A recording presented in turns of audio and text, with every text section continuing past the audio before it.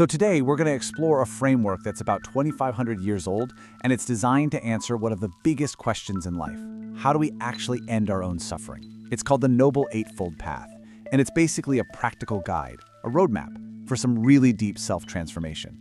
And really, at its core, this path tackles a question that I think hits home for every single one of us. What is the timeless answer to human suffering? And I'm not just talking about, the big dramatic stuff. It's also about those subtle, nagging feelings of dissatisfaction that we all know so well. All right, so here's the game plan for how we're going to unpack all this. First, we'll look at its origins. Then we'll get a handle on its core principle, this idea of balance. After that, we'll check out its three main pillars, dive deep into the 8 factors themselves, and then finally, we'll talk about the end goal, what true liberation really means. Okay, so first up, let's talk about the origin story. And this is a really important point to get right from the start. The Buddha didn't see himself as inventing something new. He saw himself as rediscovering an ancient, forgotten truth. But before we get too deep, we really need to understand the problem this whole path is designed to solve. The Pali word for it is dukkha. Now, it often gets translated simply as suffering, but honestly, it's so much bigger than that.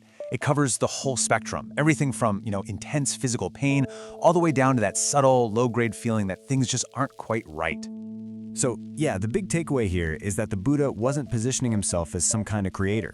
Think of him more like a guide, or maybe an explorer, who, in a time of real spiritual confusion, just stumbled upon this ancient, overgrown trail leading out of dukkha. He was just clearing away the weeds so that others could follow. All right, so now let's get into the core philosophy, the big idea that holds this entire path together.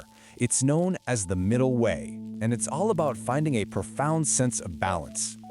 So what this path does is chart a course right down the middle, avoiding two big extremes. On one side, you've got total sensual indulgence, just constantly chasing after the next pleasure. And then on the complete other side, you have extreme self-mortification, this idea that you have to practice these really harsh, self-denying disciplines. And here's the thing, the Buddha actually tried both of these himself, and he came to the conclusion that they were both just dead ends. And just listen to how strong the Buddha's own words were on this. He called a life of pure indulgence a low, inferior, ignoble course. Wow! But at the same time, he also found that extreme self-denial was just painful and, in the end, totally useless. So what does that tell us? It shows us that the middle way isn't about punishing the body, it's all about training the mind. Okay, so how is this whole thing structured? It's really not just a random to-do list of 8 things. Nope. The 8 factors are actually organized really brilliantly into 3 core pillars. You can think of them as 3 main areas of training. And those 3 pillars are wisdom, or Paññā, moral discipline, Sīla, and concentration, Samādhi. But here's the key thing to remember. You don't just master one and then move on to the next, like you're leveling up in a video game. It doesn't work that way. Instead, you develop all 3 of them together at the same time. They actually support and strengthen each other in this kind of continuous, upward spiral of growth.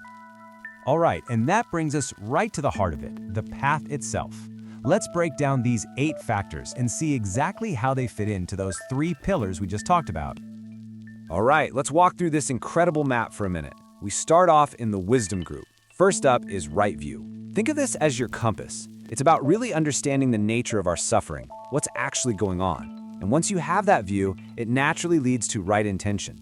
That's the motivation, the will, to let go of things like greed and to act with genuine kindness and non-harm. Okay, next we move into moral discipline. This is all about how we act in the world. So you've got right speech, right action, and right livelihood.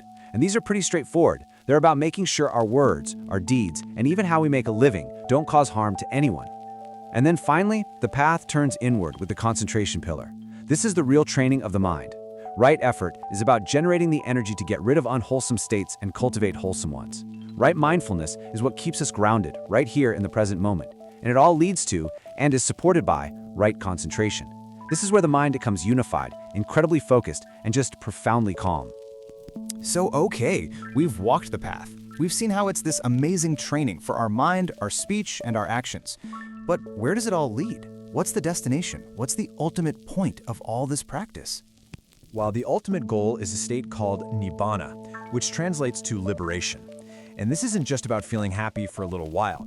It's described as an unconditioned state. It's a reality that is completely beyond that cycle of dukkha that we talked about right at the beginning.